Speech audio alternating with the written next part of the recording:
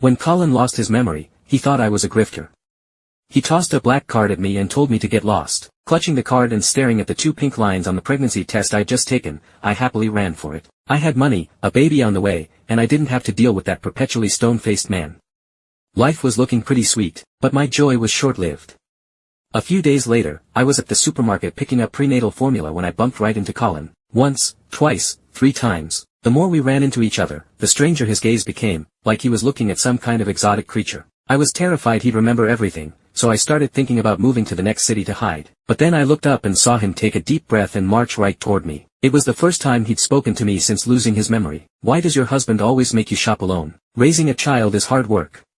You can't be doing it without support." What I'm trying to say is, I have feelings for you. If you don't mind, what if I helped you raise the baby? I was the woman Colin kept by his side. I was decent looking, had a mild temper, and we were compatible in bed. So, despite his reputation for being immune to women, he did something that shocked everyone. He kept me around for 2 years. People whispered that he must have developed real feelings for me. Then he had an accident, and the only thing he forgot was me. That bastard, Colin. Was he faking amnesia just to get out of giving me a severance package? I was muttering to myself when his assistant, Davis, called to explain Colin's new arrangements for me.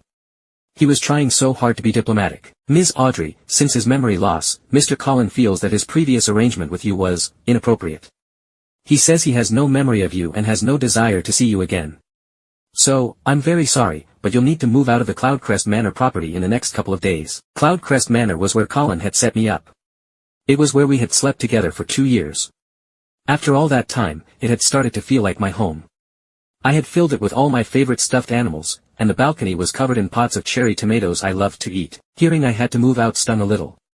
But it was his house, his money. I nodded glumly, already bracing myself to leave with nothing. But then Davis's tone shifted. "Mr. Colin isn't unreasonable," he continued. "He was told you were with him for 2 years, and he believes that even if there was no great merit, you certainly put in the time. So, he's wired you a sum of money and is gifting you an apartment in the city center. The only condition is that you never bother him again." Just as he finished, a notification lit up my phone. A bank transfer.